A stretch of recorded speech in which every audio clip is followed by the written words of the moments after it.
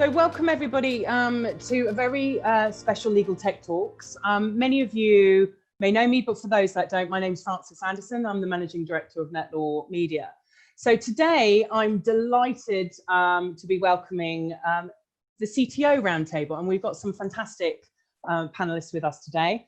Now, before we hand over and introduce the panelists, I am delighted to welcome Chris White, who will be moderating this session. So Chris is a strategic technology advisor and CIO. He started his career in financial services, holding senior IT positions at NPI Asset Management, Schroders, Henderson Investors, Cogent Investment Operations, and he joined law firm Ashurst as a CIO in 2002. Since leaving in 2009, he's undertaken a number of roles, including interim IT director and international law firm Kennedy's, and a CIO of cloud e-management company Mimecast. Now, before I hand over to Chris, I'd like to go through some housekeeping with everybody.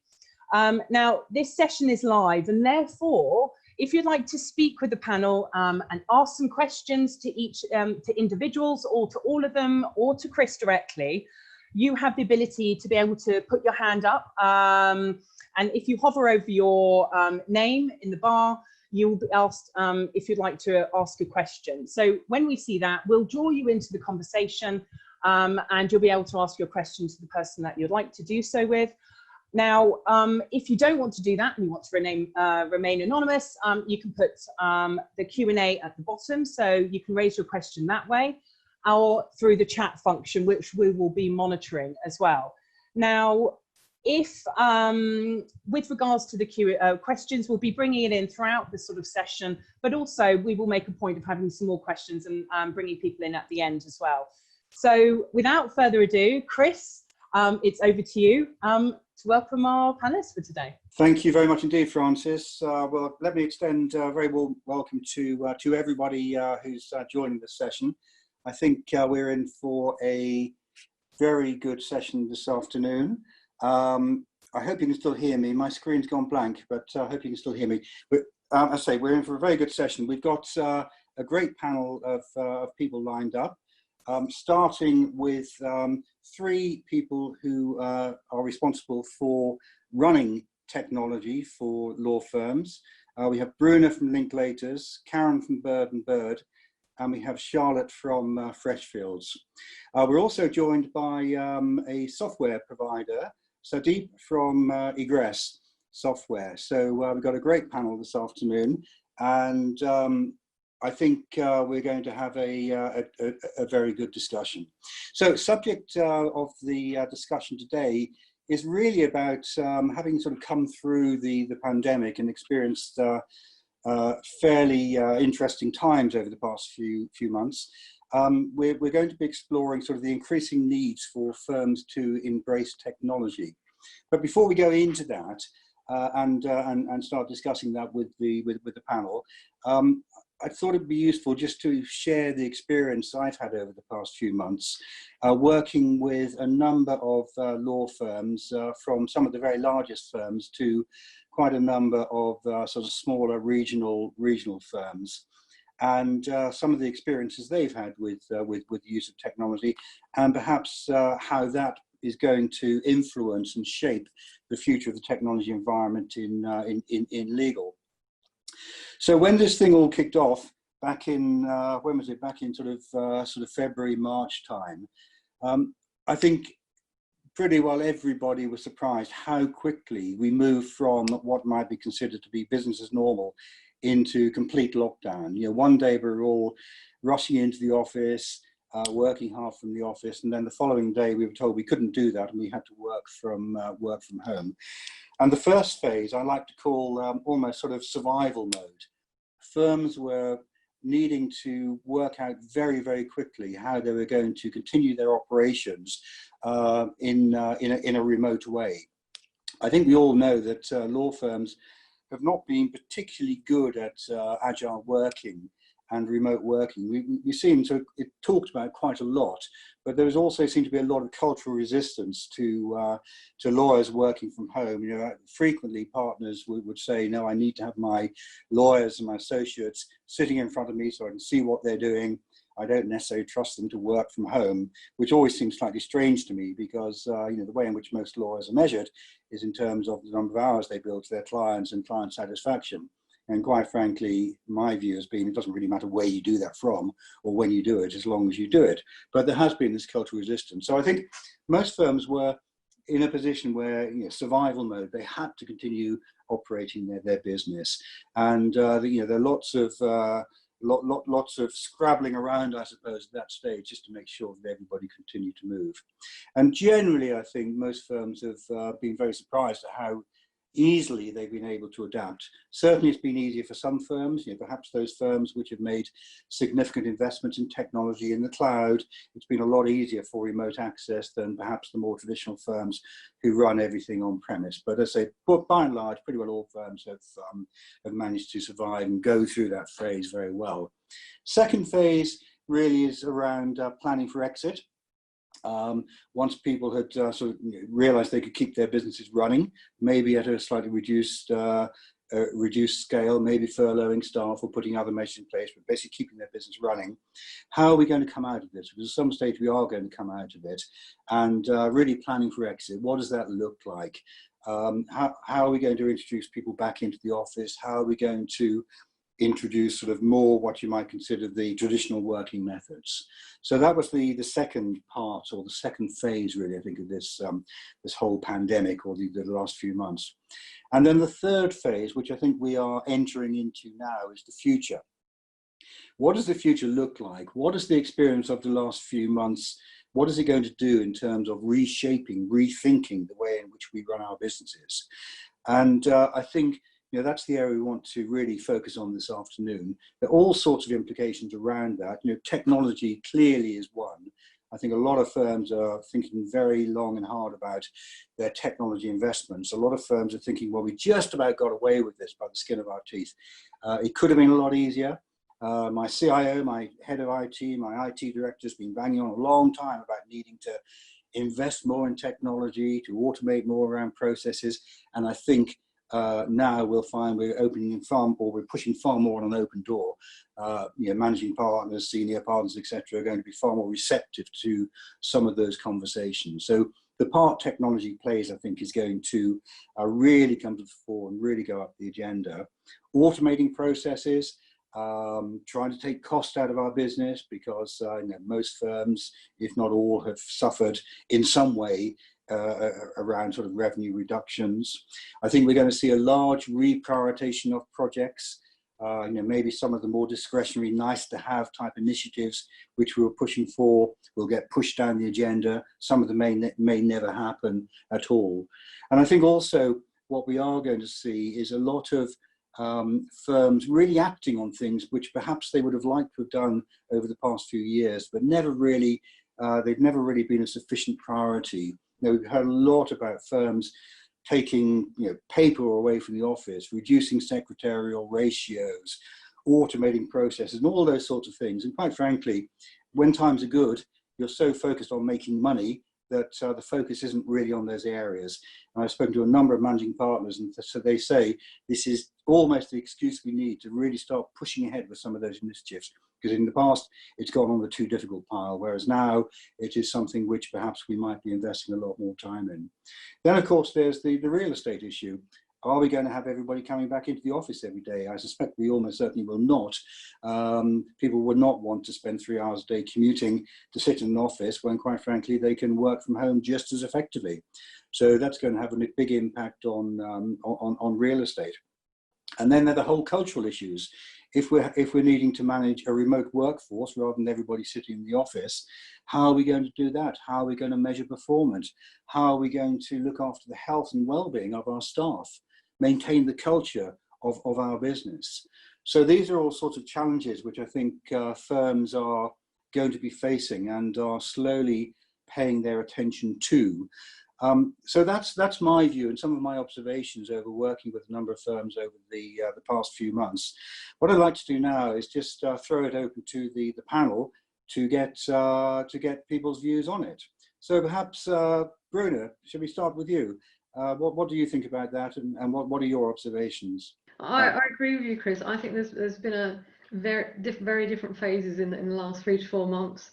We've gone from, oh my God, we need to do something, let's survive, to now I think looking forward as to how do we keep the teams motivated, how are we keeping the collaboration going, and actually how are we keeping, I think to me it's very important, how is our workforce, how are we working together to make sure that everyone's in a good, healthy and strong position and actually kept motivated to work with the faster pace of change that I can see coming as we're getting more and more requirements over the times, as people are adopting technology more because they have to. And actually, I think the more that people are adopting the tech, it's then becoming easier for them, and now they're wanting more tech, different ways of doing things whilst working from home. So I think from a technologist angle, there's more requirements coming our way. We're going to have to be more on top of our game than ever, and actually making sure we are looking after our people, actually to make sure they're in the strongest position to perform and actually in a happy place. I think I take this as, you know, every cloud has a silver lining, and I'm not undermining the sheer tragedy of this pandemic. But for the first time in my 20 years at Bird and Bird, I finally feel that people know how to use WebEx, that they've found where the mute button is, that they don't see it as a dark art, you know, with it's a simple thing, but our whole, you know, everything we do with our clients and everything we do involves, you know, communication with them, but actually people have just been woefully bad at that same communication. If they're not in the room, they couldn't cope. And now, whoa, we can all cope. We're using web conferencing tools better than we ever have. I've seen people, you know, the whole concept of what do you mean, the share screen, and now sharing everything. And I take that as a massive piece of good news that's to emerge from a very dark period. The other area that I'm actually quite pleased about is I think it will help us to get back to some of the basics that are probably not as elegant and as sexy as some of the new tech, but, you know, areas around automation, because you could print and walk it around the office, why bother trying to digitize or automate? Now you can't print and walk it around the office. Finally, I think people are seeing, you know, the benefits of being able to automate some of these processes, billing, you know, paying invoices, all of that. And I've had more requests about starting to talk about that, using e-signatures. I mean, we've had DocuSign for years, not new, and could really struggle to get people to do it. And now, of course, because they had to, they have.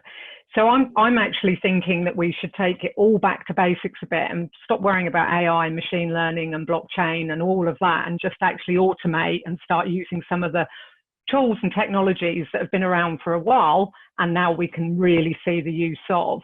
And if we do carry on working in a very agile way, which I think is inevitable, then we're going to have to embrace these things, because, you know, the printing piece, I'm fairly certain that all law firms spend a small fortune on printing. And we've got printers have sat there for 4 months, but not printed.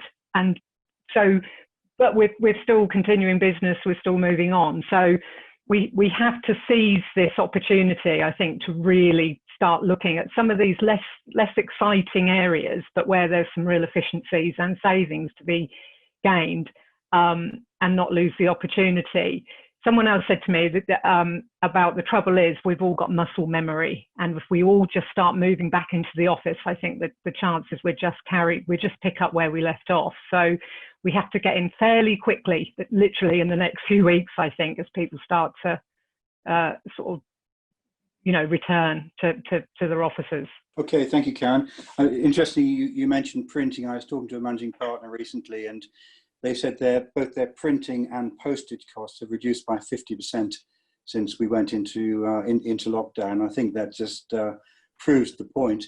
People do a lot of these things, as you say, just because they always have, and they don't really question whether they need to send a hard copy of the email they just sent, or whatever.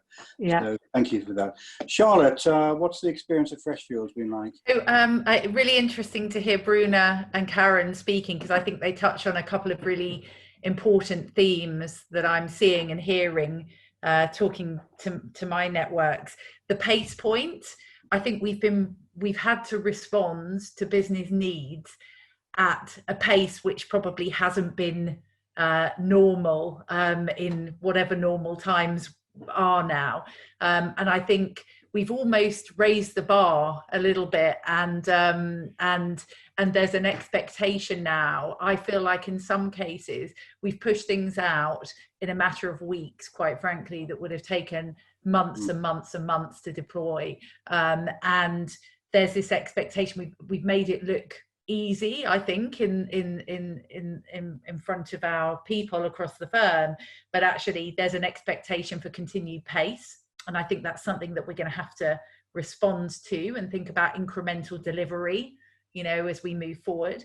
And I think the point that you're making, Karen, around, you know, back to basics, actually, you know, I had a digital transformation vision and strategy. I joined Freshfields 2.5 years ago.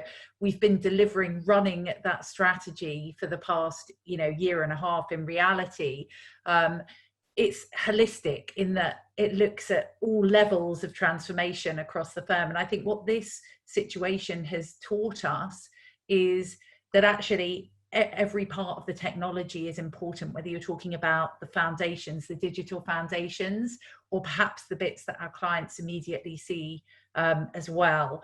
And so, you know, obviously the firm is very behind digital transformation, but I think this whole, you know, crisis has really brought it to life, and how integral technology is to the business, to our firms, as we move forward.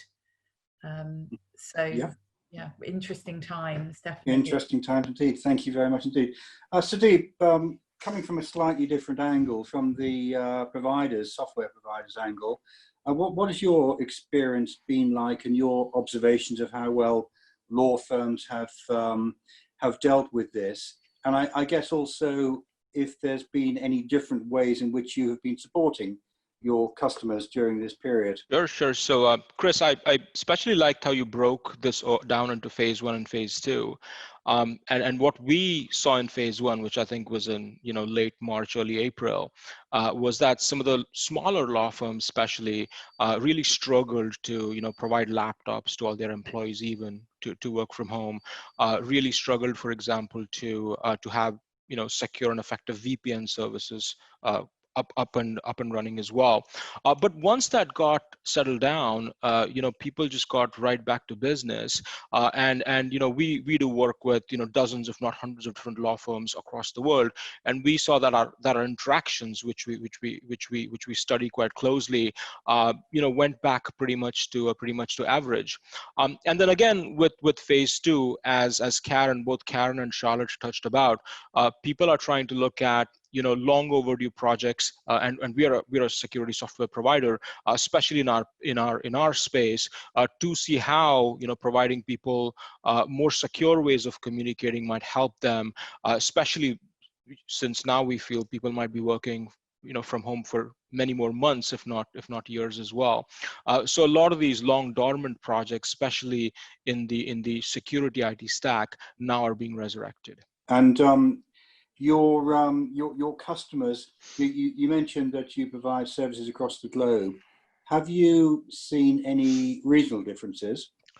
Actually, not a lot, I would say, because I think most countries, you know, whether you look at North America, whether you look here closer to Europe or even in Asia, most countries were pretty quick in you know, getting off the line and getting remote services up and coming as well. So from a regional perspective, we did not notice any difference, except that perhaps in Asia, so say in Singapore and Hong Kong, we saw that the crisis, of course, hit much sooner than the rest of the world. So you know, many clients there were mandated by different governments to come up with a business continuity strategy in about the January-February time itself, which stalled quite a few, you know, IT and digital transformation projects, while that certainly hit the rest of the world much later. Right. Yes. Yeah. Okay. Thank you. So just moving on then, thank you for all of your sort of input so far. You know, very, very interesting to see how various organisations are coping or have coped during this period. What I'd like to move on to now is I suppose what's not a phrase I like, but the new normal looks like. Do we think we are? I think it was Karen mentioned sort of the muscle memory, and before we know it, we'll be back to where we were. Do we really think that is going to be the position? Or, you know, I read a poll fairly recently, I can't remember where it was, but it said something like 50% of partners said that if they were required to go into the office 5 days a week, they would seriously considering changing firms. And I get the feeling that a lot of people are, you know, they've learned a lot from this experience. They're not going to want to, you know, jump on the train at 6 o'clock every morning and, you know, commute into London or the big cities or wherever they happen to be working any longer. You know, they've learned from this experience. They've learned that, you know, quite frankly, that there's a far less stressful way to operate, and from a quality of life point of view, and indeed a cost point of view, things could be a lot better.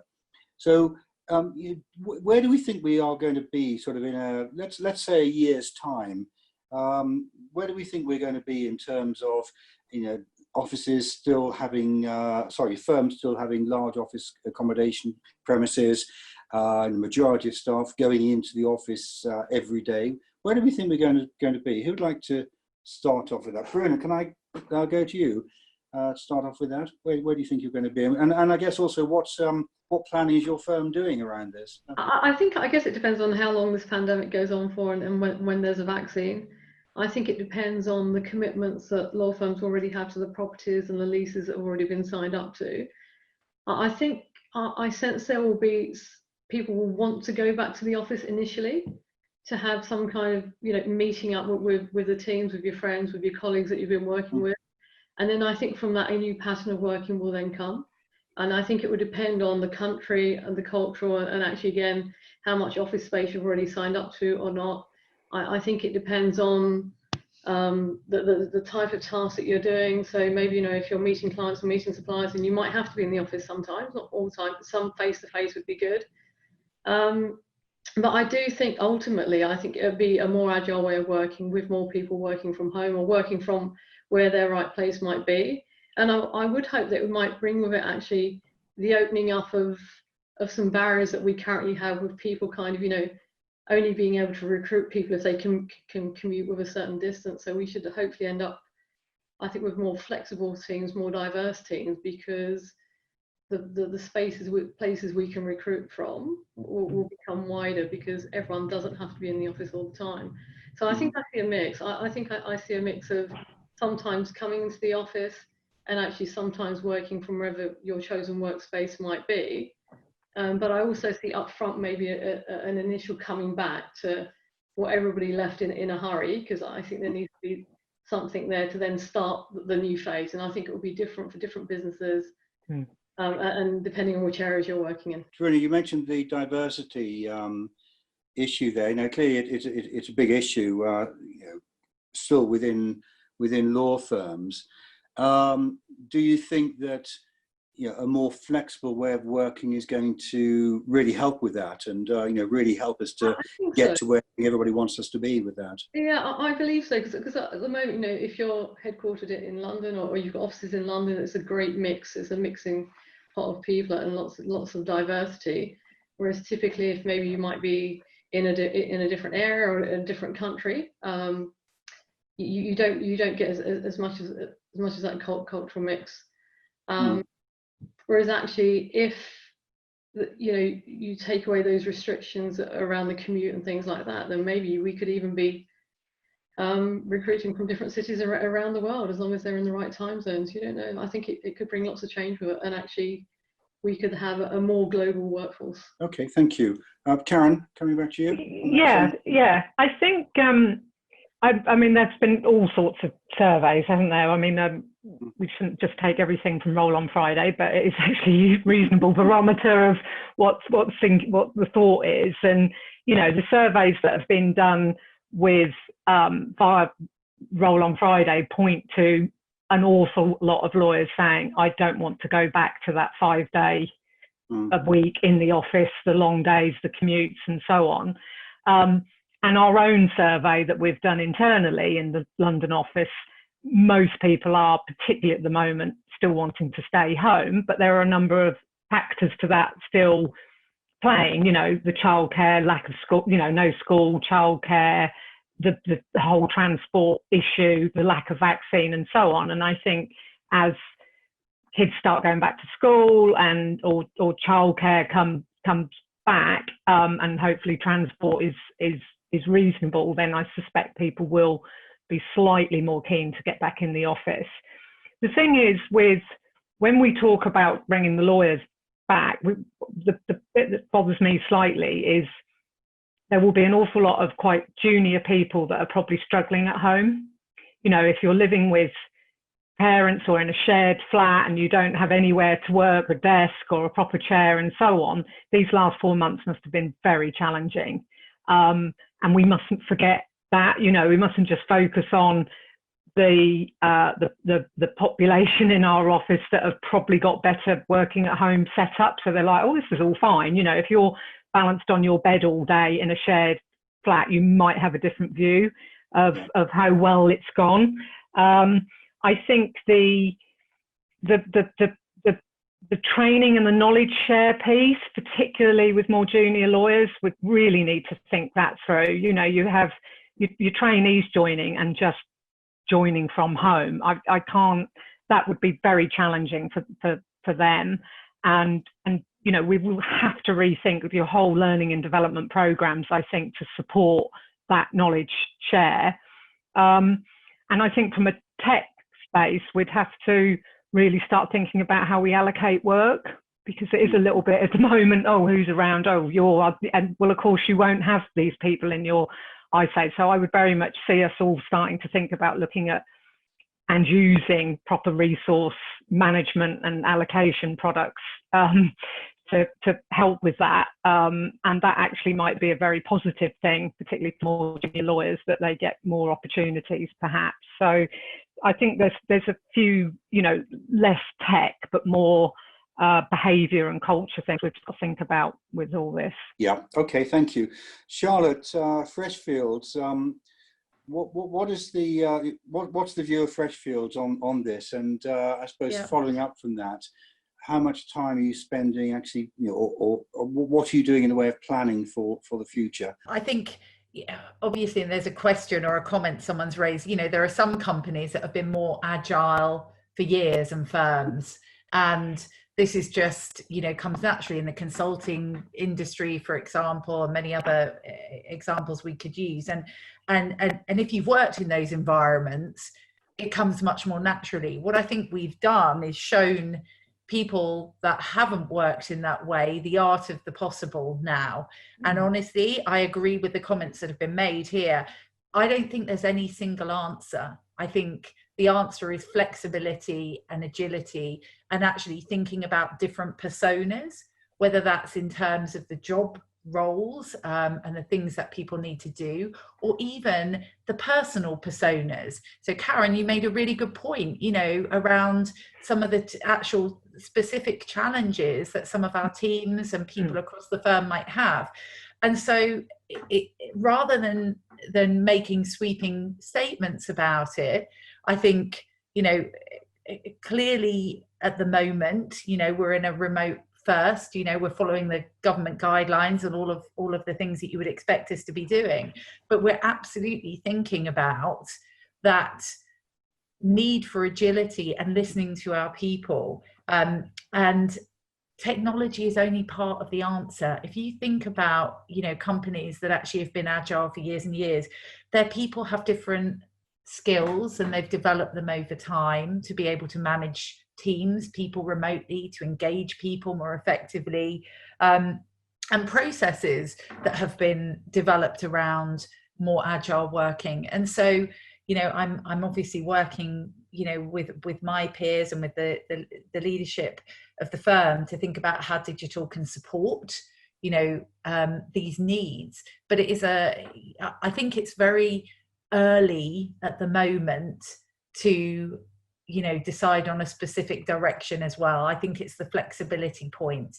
And you made the point earlier, Chris, around, what we're doing as well to respond. Obviously, we're looking at investments and we're saying, which investments can we accelerate to continue to offer that agility and flexibility? And by that, I mean, whether it's agility or flexibility in the office or it's outside of the office. So we're thinking about it a lot. We're a people business. We want our people to be in the best position to be able to, work and serve our clients. So we're spending a lot of focus on this. Yeah. And is your office open now, Charlotte? Can people go in if they want to? So obviously we're global, so it's a mixed picture. So and what we're seeing is different percentages and different levels of access. So as you would imagine, in Sudeep, you talked about Asia, obviously, and some of our offices in Asia are ahead of where some of our offices are in other parts of the world. So yes, we are, we're opening up for people that need to be in the office or have expressed a desire to be there for various reasons as well. And then in other parts of the world, the offices are much fully open. So it's a mixed picture. And of course, we have global roles on this call. And so we need to take all of that into account and all of those individual needs. Yeah.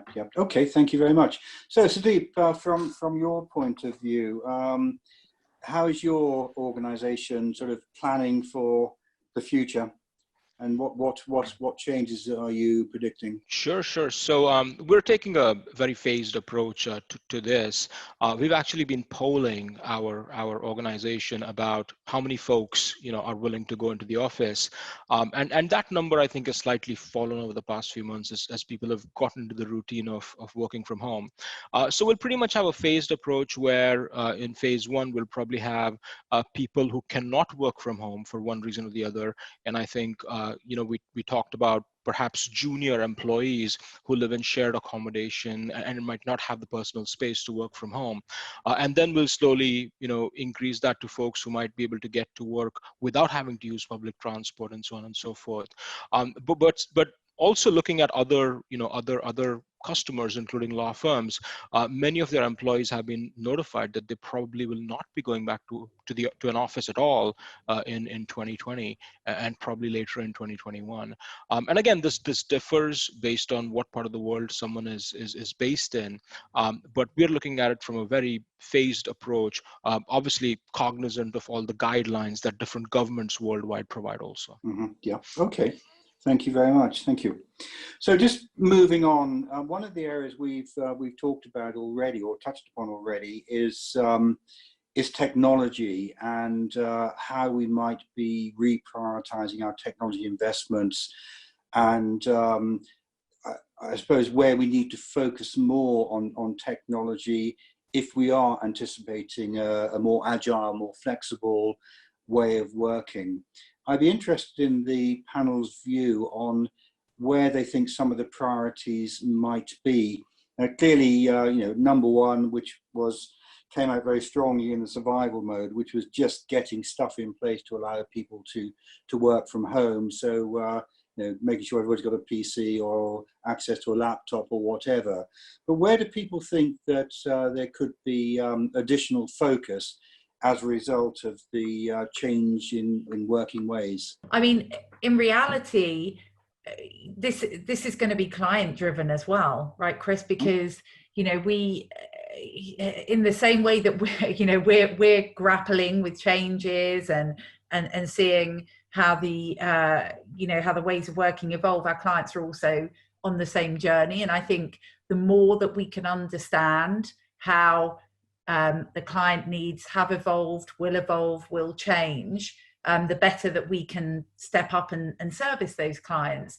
So I do think, and whilst of course we've got, lots of investments in flight, there's absolutely an opportunity to really look at those client journeys, to really understand the different journeys that our users have as well, using the new technologies that are now available to them and the services and how they've evolved. And quite frankly, really take a data-driven approach, focus on points which we know are going to deliver the most value for the client experience. Right, yeah, no, I absolutely agree with that. Have you got any examples you could share with us of sort of where that might be apparent? So if you think about collaboration tools, and you think about sharing of documentation, I mean, at a basic level, you know, we referenced, you know, e-signing on here. But if you actually think about drafting of documents and sharing those in the future, you know, my assumption is that or I would assume that there has to be some evolution in how we're managing exchange of information and documentation. That's just one area. But again, if you think about and you plot out that client journey from client take on, and then understand all of the points that actually of that client journey that could be improved through or facilitated more efficiently, effectively, more responsive through technology, that gets you to some pretty, you know, interesting areas to focus on. Yes. Sorry, Karen. Yeah, that's all right. No, but collaboration was exactly the piece I was going to say. I think we've all talked about we collaborate with clients, and we've, you know, we're all using data rooms and, you know, bits of workflow and automation around the data rooms and so on. But because I think we've seen a lot of our clients weren't as prepared as I think a lot of the firms here. I think most firms moved to the remote just like that. That's my impression. I think we were quite ready for this.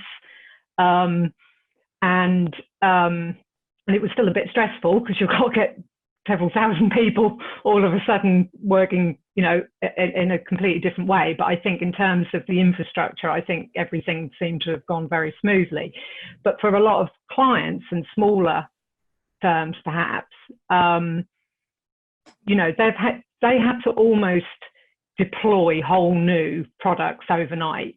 You know, we all know how Microsoft had said there's no more space on Azure, and we're prioritizing it for key, you know, NHS and government and so on, because, you know, and speaking to Microsoft, they said it went from nothing to literally overnight everybody wanting MS Teams. Now, MS Teams isn't, I mean, it's been kicking around for a while. And I think because, you know, a lot of organizations were like, we can't work, we have to do something really quickly. So they did something really quickly. They've now seen the benefits of these types of products. And we've had a few clients coming in and saying, we really want to use these much more to the potential, whereas a few months ago, we'd barely talked about it. So that collaboration piece, I think, is now what's going to my mind, is really going to be the big focus, and getting that right across all of us, you know, not just ending up with another data room type scenario. What about, Karen, some of the areas where, you know, there's been a lot of talk around artificial intelligence, machine learning and blockchain and those things. What do you think the future is for that sort of technology? Do you think that's going to take a bit of backseat, or is that going to be accelerated? Or my gut feel is that will probably take a slight backseat short term. I think only short term, because I think this has shown us that, you know, yes, we can do this great stuff here in blockchain, but we can't get a bill out very well because we can't print.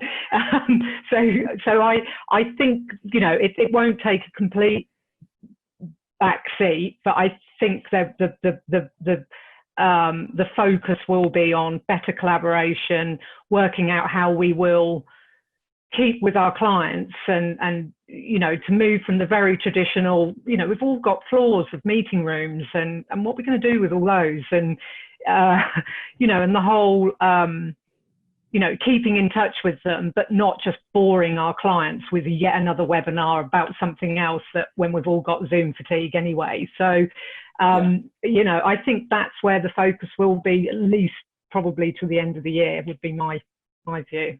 Right, yeah, okay, thank you. Bruna, what's your view on this? Yes, so we're seeing more take up of our Nakoda platform now, which is a digital online contract negotiation, where the lawyers are actually, you know, it helps with the automation of contracts, but actually you can have one or two, several parties working together on a contract online, and then it spits something out at the other end, which then can be digitally signed, and off you go and you're ready. And we're doing that with a couple of clients, so that seems to be working quite well.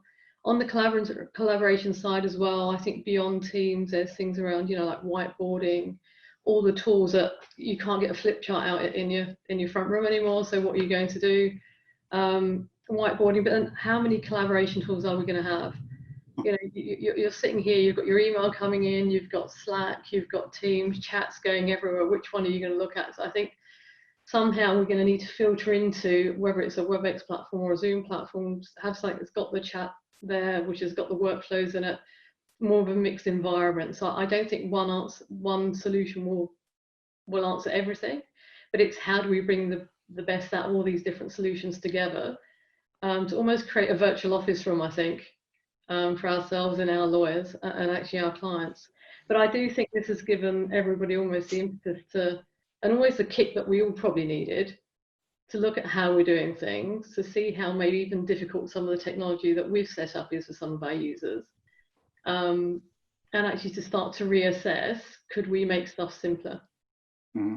And actually, you know, how can we make some of this tech simpler so it's more akin to using your iPhone, or, you know, WebEx is great, we've got WebEx, Zoom is a lot easier to use, it's all that kind of thing. So to me, it's considering tech not just from the tech point of view, but the usability.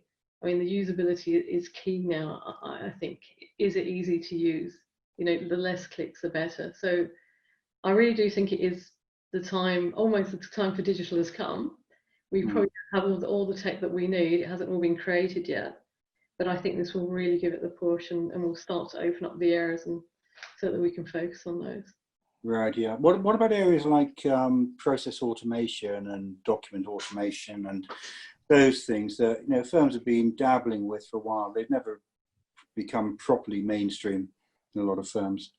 Yeah, no, absolutely. And I think some of that is more than technology, is actually being able to have the right people within the firms that can actually pick those areas and focus on those and design what those new processes should be, rather than lifting and shifting and digitizing what we currently have. And it's something that we're looking at the moment, is actually which areas, you know, can we focus on, and how can we change things, because we don't have so many people in the office. But then there's also the view, I think it then starts to go beyond technology, because then do we need people that can do more of a mix of jobs going forward as well in tech, rather than just having siloed specialists, so that if something like this happens again, you know, you've got more people that can turn their hands to different things.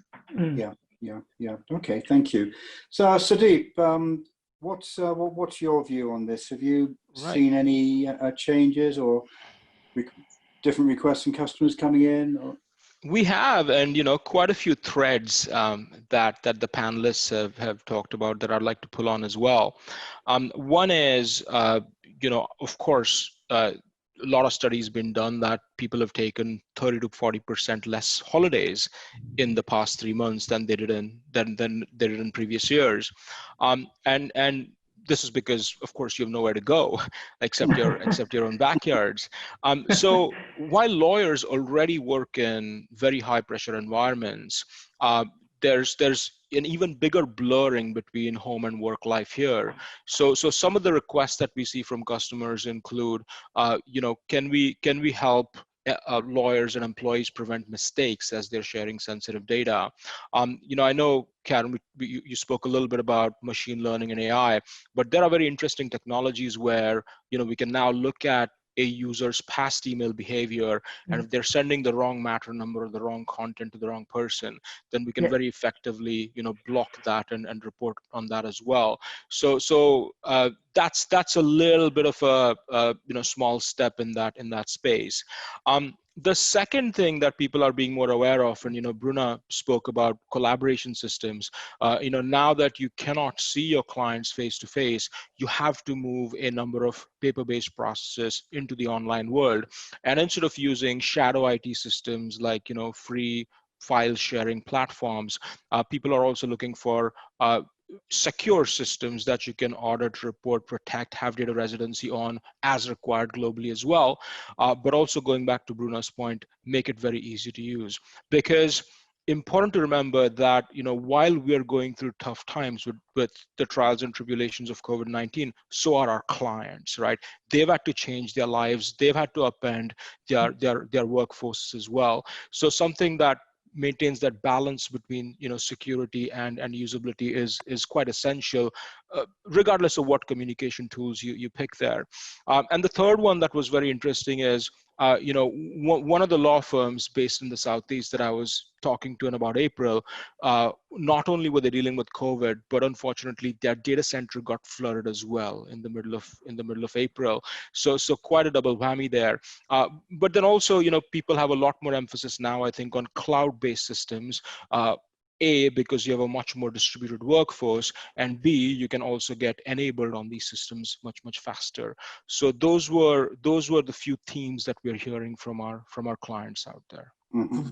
Okay, thank you. That's an interesting point about cloud-based systems. I said during the opening that firms I've been talking to who have made the move to the cloud, either partially or completely, have had a lot easier ride during this period. I'm just wondering, Bruna, Karen, Charlotte, whether this had changed your view of the cloud or your firm's view of the cloud, and whether potentially it might accelerate some of the move to the cloud. I think I was just going to quickly add. I think the strategy has always been to look for moving services, or to look at moving services to the cloud to provide agility. What do I mean by that? Obviously, if we can deliver solutions, we can respond to client needs more quickly, reduce time to market, all of that good stuff. But also, the flexibility around, moving workloads around, data storage, for example. But it's certainly not a wholesale move. We have to be sensitive to what our client expectations are as well. Security is obviously top priority for us, and so I think we're doing it, thoughtfully, but looking at services that lend themselves to cloud, or to be moved to the cloud, and also looking to try and transform existing legacy to cloud-like capabilities. So what can we do? If we transform those legacy applications, can we make them work in a more efficient way, for example? So it isn't all about moving services to the cloud. Obviously, I think, it's an important part of the strategy because it just gives us flexibility. Yeah. So you mentioned clients there, and clients is often the reason given for firms not moving so quickly to the cloud. Oh, my client wouldn't like that. Have you seen, or do you think there will be any change in client attitude towards this as a result of the last few months' experience? Well, I mean, the way that we've approached it is to have direct conversations with our clients, actually, and be very transparent around what the strategy is, what the implications are, what measures that we've put in place. I mean, my gut feel tells me that there will be more openness, I think, because ultimately, if doing so can deliver a better client experience, then that's obviously going to be, in the interest of the clients. So I think, to be honest, our clients are going through and on this journey as well. I speak to CTOs, CIOs in other sectors outside of legal, and all the same types of challenges and opportunities, and so it's good to have those conversations as well collectively. Yeah. Okay, thank you. Bruna, Karen, what's your view on this? Yeah, I mean, I'm completely, as Charlotte says, really, we've got some services cloud, some not. It's fairly transparent to our user base. I doubt whether any of them would know, they wouldn't particularly know the difference. I think the key is that those services, so your collaboration platform, your conferencing platform, all of that, get that on the cloud, then you're done with that. You don't have to worry about it. But the client sensitivity, exactly as Charlotte says, I suspect will change because they've had to adapt very rapidly. We do still have some clients that are very insistent that we don't do this and we do that. Mm-hmm.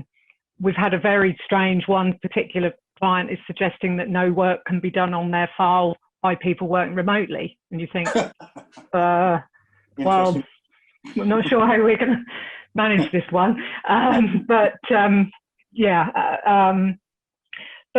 I don't think that's going to make us think, oh, this is just terrible, let's put everything in the cloud, because I genuinely think that firms coped with this transition very well. You know, I've spoken to a lot of people in my peer group at all of these firms, and everyone went, yes, it was hard work, but everyone could work and work effectively. The things that we know, we've talked about, you know, not knowing how to use Zoom or not knowing how to, you know, all that's an education thing, but the basic infrastructure and the wider infrastructure outside of our own firms, I think has held up and done a remarkable job. You know, you think how many millions of people have just moved from there to there, and it's all held up. So I don't think it's going to make us all rush to do that. Right. Really, no. Okay, thank you, Bruna. It's very, very, very similar. I think I suspect we're all on a similar journey as actually moving to the cloud as and when possible. I think to me what this time has highlighted is actually looking at the suppliers that we engage with, and if we're, you know, giving over our services to them, if they give services, looking at how robust those suppliers are, and actually how would they fare, not in normal times, but also in the type of times that we are in now. So making sure it's probably extra, you know, we always do lots of due diligence around this stuff, but extra due diligence, just making sure that, you know, if this kind of thing was to happen again, will those suppliers still cope, and will they be here? Will we see consolidation of some of those cloud suppliers? Yeah. At the minute. And actually, what I'm seeing is actually, especially in legal, is finally I think the suppliers are understanding what we need and are starting to put in place what we need. And we're not getting, well, it's only legal that need this, because we're finding our clients, the banking clients want it, we need it. And so the push on the suppliers is more now to put the right encryption levels in place and the right kind of security in place. That was always been the sticking point for cloud. Right. Yeah. Okay. It's easier to go to cloud now. Yeah. Okay. Thank you. I'm just aware of the time. We are sort of getting towards the end. One subject I did want to cover very quickly was the more the people aspect of this. If we are going to be entering new ways of working, not everybody coming into the office every day, some of the challenges around managing remote people and particularly managing their welfare and their mental well-being and things like that. I wonder if anybody got any sort of brief comments about your thoughts on that. I think it's probably our priority. It is our priority number one, because if we can't keep our people safe and they're not in a great place, we can't do any technology. So to me, technology is great, but people is key. I think we're all going to have to learn new skills as well. I think, and actually looking after ourselves, looking after our people, and actually how we keep fit and healthy in these kind of times, because I do suspect, unfortunately, it's going to go on for a while. And actually new management skills as well, I think we're going to all have to pick up and learn, and how we make sure we keep in touch with people remotely. So like I think it's Karen that mentioned earlier, you know, normally you'd walk out of your office and you see everybody or most people, whereas now it's actually, you have to think about a bit more. You know, who haven't I heard of today? Are they okay? What do I do? And actually, it's a more conscious effort, which I think is absolutely key and pivotal. Right. Yeah. And more regular engagement. I think you're absolutely spot on, Bruna. I mean, I think that's why some of the information exchanges and discussions that we all get involved in, I'm sure, are really interesting, because you learn really interesting tips and tricks. I mean, you know, like the water cooler moment, they were calling it digital water cooler, where, you know, there's almost an open channel and someone's, you know, leader is there and people can just drop in and engage with them, because you're missing that opportunity in the virtual world. I think on the point, you know, around managing teams remotely, I mean, I think it's about, I feel very strongly, and I completely agree with everything that Bruna said. I mean, looking after our people absolutely has to come first, but there is a point around focus on the work and the output, manage the work, not the people, set really clear, you know, objectives, make sure that you're, you know, that people really, really understand the role they're playing in delivering the work, whether it's the overarching vision and strategy, but and recognize that effort. I mean, one thing I'm sure everyone's doing it as well, you know, doing much more regular town halls, getting out, talking to people.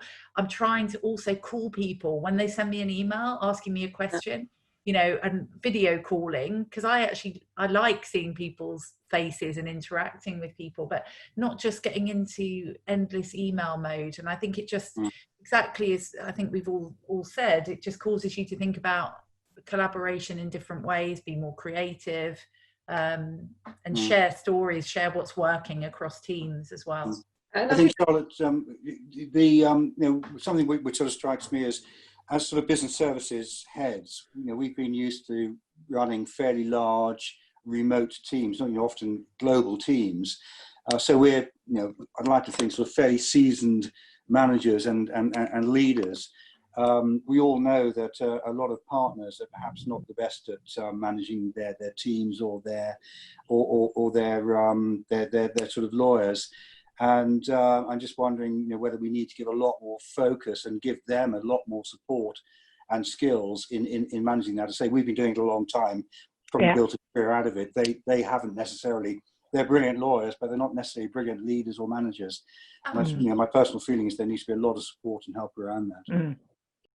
Yeah, what we're seeing is actually we're seeing kind of pockets of excellence in terms of ways of working and adopting. And so what we're trying to do then is seed those people that have, you know, got creative with the technology or engagement more widely across their practice areas as well. Because you know, again, it's like the lessons learned, or, you know, share things that are working really well. And that's worked much better than any of my team sending a video or talking about different ways that you can work. Actually, if you've got your colleague saying, hey, you know, I use this whiteboard functionality in this meeting, it worked really well or resonated with a client, or you know, this particular way of engaging with our team and managing this really complex piece of work has really worked well because of these process steps. That's very powerful. Yes, indeed. Yeah, thank you. Karen, have you anything to add to that? The whole way that we do our learning and development and training of both lawyers and non-lawyers needs a rethink in light of this, to teach things, well, as far as you can teach soft skills. I'd hope that some of this is instinctive, that we've got to, you know, keep our teams motivated and call them more and so on. But I think there's a bit of work involved to get people to a different mindset, that they don't have their team just outside their room. They've got to really make a bit more of an effort and use different ways of connecting. Yes, yeah, indeed. Thank you. Sudeep, any comment on that, sort of how you managing your teams? Just reiterating what Charlotte said as well, you know, to focus on output rather than specific hours or effort that someone's putting in, because of course in our teams we have a number of parents, we have a number of parents with young children as well, who might be having their children at home till September or October of this year. So giving them the flexibility, giving them that understanding is as the balance work and home is quite important for us as a business. Okay, good. Well, thank you very much indeed. Well, that's about us. I think we're just about out of time. So firstly, I'd like to thank the panel enormously for, I think, what's been a fascinating conversation. There's absolutely no doubt that you know, the world in the future is going to look to be a very different place, and that in itself is going to present some significant challenges for all of us involved in sort of running businesses. But I think also on a positive side, what it's going to do, it's going to open up a lot of opportunities for us involved in the technology space. You know, if firms don't recognize they need to look at their technology investments, potentially invest more, and look at their business operating models, I think we all owe it to our firms to really push that agenda and make sure that we are very influential in those discussions. So look, I think it's been very, very helpful. Thank you very much. I hope the panel has enjoyed taking part, and I hope that the audience have found it useful. So Francis, perhaps I could hand back to you now. Absolutely. We have also got about 5 questions that people are asking and wanting to come into you, whether or not you are all open to staying a couple of minutes longer to answer some of them for people. I will put to the panel. And also Chris, I think for your thoughts as well, and based upon your experiences on this too. So we've got the first person was from Arif Kamal, reference planning for exit. They say, I can't see businesses going back to the old ways of working. I believe this crisis has and will continue to transform businesses.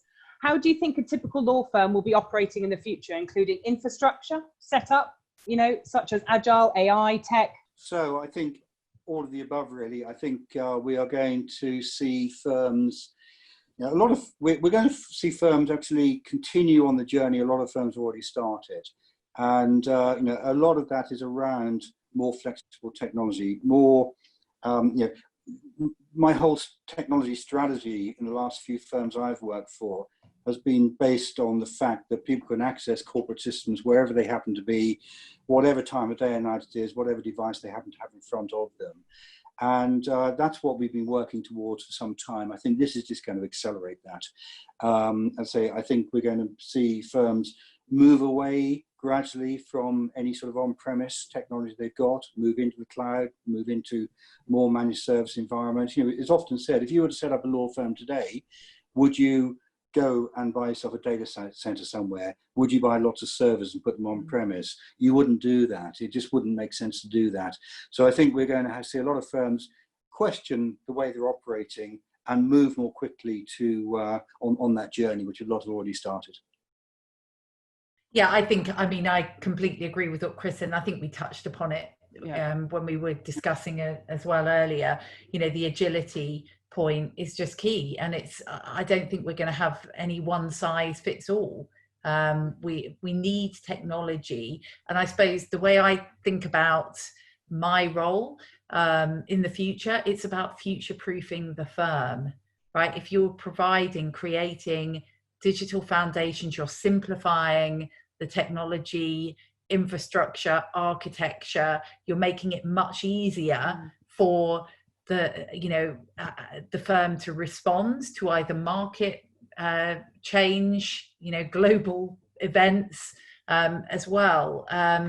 It's just the theme of agility throughout. Thank you. Thank you for your answer. And we've got one which I'm going to pull in. I'm going to pull Sadeep into this if I can, because we've got a question here from a Matthew Cooper. Basically, he says here, we've recently started using egress prevent and protect due to several misdirected emails and compliance breaches. Overall, it's been a good experience. However, we've had a lot of pushback, mainly from other legal companies and judges, courts, some refusing to receive anything via this medium. In brackets, cultural issue, not technical. Some have suggested that if they are forced, then they would rather go back to paper and post, and wondered if others had the same issues and how you've worked through that. Is this something you've come up across, Sadeep, or what would you suggest? Once in a while, we do come across this, and that's why I raised the point that while we're thinking about initiating secure communications from our side and thinking about our employees, it's also important to be cognizant of what the circumstances on the recipient side, and make sure that we communicate effectively with them about why we're using these new and secure ways of talking to them and sending them secure documents. So I think what we recommend to customers is to have some sort of a communication plan before changing the way in which they're sending documents and sensitive attachments to their clients, and educate them about why it's so important. I've certainly had experience for you to protect in their the data. past of people objecting to using different approaches, be it around security or whatever. We all know that lawyers they want an easy route. If you start, I remember years ago implementing a password policy, and and then immediately you've got 1,000 lawyers saying, "Oh, I can't possibly remember a password." How they can remember pages and pages of case law, I've got no idea if they can't remember a six-digit password. But I think these are things we're just going to have to work through. Right at the start of the pandemic, I was doing some work with the Lord Chief Justice around trying to work out how we can get courts online and how we can get judges to work remotely. And a lot of that was around cultural resistance, really, because they've been used to having their clerks around them. They've been used to having piles of papers put in front of them and spoon-fed almost. And we've all had to adapt to new ways of working. And I think it's just an education process, and people are just going to have to accept it. It's just part of the cultural change we're going through. We've got someone, just if I may, I know this is, I'm conscious again of time, from a barrister actually. So Narendra, has worked for the international company for over 15 years. He goes, over more than 12 years ago, we were allowed to work at home and the technology was good and we could manage our work-life balance better. The company also saved costs by reducing office space. However, in my view, we should still have face-to-face meetings. As we should not forget about the personal human interaction. How important is that? We did touch upon this, but Karen, what's your kind of view on this kind of part which he suggested? Yeah, I think the face-to-face with your teams is still important, and still will be with your client. You think of when we go to conferences, and you all know all about this, Francis. Yes. Part of both the usefulness and pleasure about going to meetings, going to breakfast, going to roundtables, going to all these things is the ability to network, exchange the water cooler moment and make new contacts, chat things through, you're there and so on. The worth I get from our annual partners conference, because there's 300 partners, trying to reach out to them, I will resolve more issues having a coffee in the break than I will all year, because they're there, they go, oh, while I've got you, I've got that, oh, I can fix that, and so I think that face-to-face is really important. The bit that I think that we need to think about is where that might take place. So instead of us all having massive seminar rooms and meeting rooms and so on, I think there's a real opening for kind of drop-down space all around the cities that you meet there. You say, we're not going to come in for a formal meeting, but I don't know how it would look, but literally drop-down spaces that you can have both private and slightly more open meetings with people, so you still get that face-to-face without having to, and not necessarily just in the city. There must be, I would imagine, tons of office space will be coming available all around. Why turn it into, so not necessarily WeWork type, but just drop down space that you can arrange to meet a couple of members of your team that live in that area, or clients. So I just think we need to rethink how we do that and not go back to these huge meetings and dozens of meeting rooms that we've got now. I think there absolutely needs to be somewhere for people to meet, whether that's then, everyone has a smaller amount of office space, but I think it's absolutely key. I think you can't replace the face-to-face, even though I think as time goes on, we'll get more used to meeting over video. So as time goes on, will there be less need for that maybe, because video becomes more the norm. But then I think it's not the same feeling on video or on the telephone as meeting someone face to face or meeting a team. It's just a different thing. Balance, I think, is really, really important, because I find it so interesting when you see these news, different articles that come out and reports, this company's done this, or this has gone all this way, and I just think, again, it's the balance. People have different needs. Teams like to work in different ways. Work should define as well how people need to engage. And I just think, again, I sound like a broken record, it's the flexibility, it's the agility. And I think, there'll be some really interesting conversations happening across the city around the future, you know, workplaces and you know, how we need to think about that, and how we can make most use of technology, how technology can enable the business needs. So I think it's, you know, it's an exciting opportunity as well, but absolutely FaceTime is really, really important alongside all the other ways that we can engage and communicate. Sadeep, do you feel the same from your perspective, like clients? So obviously, if you're looking at client side, I mean, face-to-face has always been sort of important, but do you see it's changing, or are you finding that internally and externally as well? Right. So, of course, you know, being a product company, for us, it's all about customer engagement. And traditionally, over the past many decades, there's been a lot of pressure on sales folks to go see clients in person, right, to develop those relationships. But it's been a pleasant surprise that we can actually be very productive and get a lot of business done quite efficiently without having that, you know, face-to-face interaction.